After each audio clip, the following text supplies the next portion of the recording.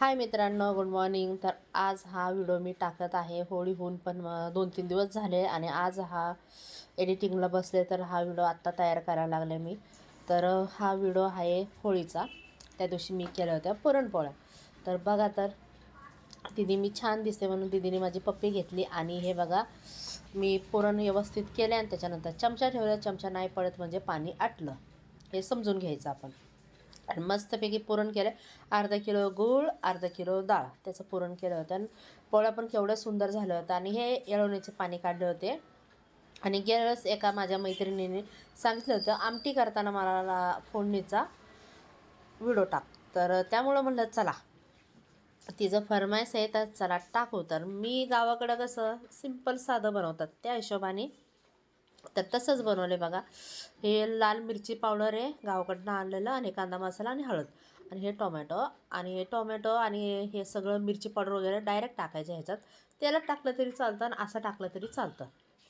तर माझी मम्मी असंच करायची. तर असं नाही का, येळवणीच्या पाण्यात हे असं टाकून ठेवायची गरम पाण्यामध्ये. आणि फोडणीला जिरं, मोहरी, कढीपत्ता, लसूण चालतं. आणि माझी मम्मी असं खोबरं नाही का थोडंसं टेचून किंवा काप करून टाकायची फोडणीला, बरं का. लय भारी लागतं आमटीमध्ये. येळवणीची आमटी एक नंबर होती. तर बघा, फोडणी मी डायरेक्ट सगळं दाखवते तुम्हाला, जसे मी करते तसं, साधी सिंपल, काहीच म्हणजे नॉर्मली पद्धत आहे. पण येळवणीची आमटी एवढी सुंदर, एवढी छान टेस्टी लागते ना, काय सांगायचं तुम्हाला. म्हणजे जे मसाला टाकून आपण करतो ना, कधी ती चांगली होती, कधी नाही होत. म्हणजे माझी तर तशीच होती, म्हणून मी साधी केलेलीच मला परवडतं. पण कधी कधी ह्यांना आवडतं असं, तर ह्यांच्या पद्धतीनुसार असं चालतं, पण माझ्या पद्धतीनुसार मी असं करत असते. तर बघा, असं केलं आहे गावाकडच्या पद्धतीने. मस्तपैकी आमटी झाली आपली, फोडणी दिले बघा. बघा, एक नंबर. आणि तुम्हाला खरं सांगते, मी 2-2 वाट्या आमटी पिते, कारण मला खूप म्हणजे खूप आवडतं. त्यामुळं मी, आणि ना जास्त करून ना पोळ्या मला खूप आवडतात. पण जर आमटी आहे ना, तर मी आमटी भात एवढंच खायचं. आणि गावाकडं असलं की इथं पण असं कडक भाकर करायचं ज्वारीचे, आणि मस्तपैकी वाळवायचं, कडक भाकरी मोडायची, आणि त्याच्यावर गरम गरम आमटी टाकायचं आणि खायचं. काय एक नंबर लागते. त्याच्याबरोबर कांदा, एक नंबर टेस्टी. म्हणजे लहानपणापासून मी तेच खाता आलेली आहे गावाकडं. आत्ता नाही खात म्हणा, पण आत्ता पण कधी कधी खाते, आणि कांदा तर लागतोच म्हणा. बघा बघा, आमटीचं टेक्स्चर कसं आलेलं आहे. त्यामुळं हे बघा, खास माझ्या मैत्रिणीसाठी मी केलेला, तिला व्हिडिओ सांगत होते, बघ तुझ्यासाठी मी आमटीचा डायरेक्ट सगळं दाखवले. नाहीतर मी आमटी केलेले काही एवढं नाही का, फक्त आमटी केलेलीच दाखवले असते. तर झाली आमची ऑलमोस्ट आमटी.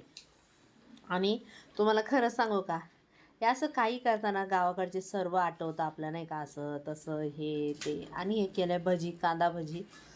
पहिलं तुम्हाला वाटत असेल मी खाते केल्या, पण तसं नाही केलं ना. पहिलं मी म्हणजे अग्निदेवताला वाहते, अन्नदेवताला. आणि त्याच्यानंतर एका प्लेटमध्ये ना सगळं नाही का, नैवेद्याचं नाही का, एका प्लेटमध्ये काही केलं ना पहिलं काढून ठेवते, त्याच्यानंतर खात असते. पण खाताना तुम्हाला दाखवते, तर तुम्हाला असं वाटत असेल की करता करता खाते, तसं नाही. पहिले मी देवाचं नैवेद्याचं एका प्लेटमध्ये सगळं काढून काढून तिकडं टेबलवर ठेवते. त्याच्यानंतर मग कुणी खाऊ शकता, म्हणजे उष्ट होत नाही ना, त्या हिशोबाने तसं करत असते मी. देवाच्या पण पोळ्या 4 पोळ्या करून काढून ठेवल्या, भजी काढून ठेवले, पापड काढून ठेवले, आमटी केलं की आमटी काढून ठेवते एका वाटीत, भात केलं की भात काढून ठेवते. म्हणजे काय होतं माहिती आहे का. आणि बघा, मी चुकून आहे ना हे घेतलं होते, आणि उलटनं नव्हतं घेतलं, त्याच्यामुळं मला लय प्रॉब्लेम. तरी हात भाजलं, जाऊ दे, नंतर केलं. आणि ही पहिलीच पोळी बरं का, तरी पहिली पोळी पण मस्त फुगली.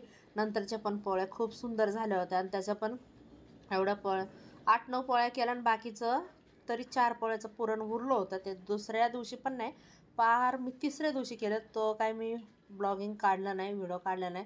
तर बघा, पहिलीच पोळी पण कशी टुम्म फुगलेली आहे. मस्तपैकी मी केले. आणि सारखं पोळ्या करायच्या, त्याच्यामुळं हातात बसतं आपल्याला. कधीच्या काळी केलं ना, का होतं माहिती आहे का, पोळ्या जमत नाही.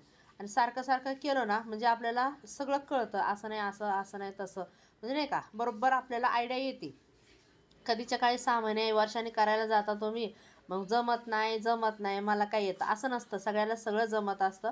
फक्त करण्याची ताकद आणि हौस पाहिजे माणसाला, म्हणजे सगळं जमतं. काय काय ना, परफेक्ट नाही जमलं तरी थोडंफार तर जमल ना. का तर तुम्हाला सणसूद केलं आहे कशाला, आणि सणासुदाला पोळ्याच करायला पाहिजे, जे मानाचं आहे तेच करायला पाहिजे. पुरी भाजी काय आहे? पोळ्या केल्या तर सण, आणि घरात असं वाटतं हा सण साजरा करतो. पुरी केलं ना एवढं वाटत नाही, राग नका मानू, मी असं बोलते. तर बघा संध्याकाळी नैवेद्य वगैरे दाखवले देवाच्या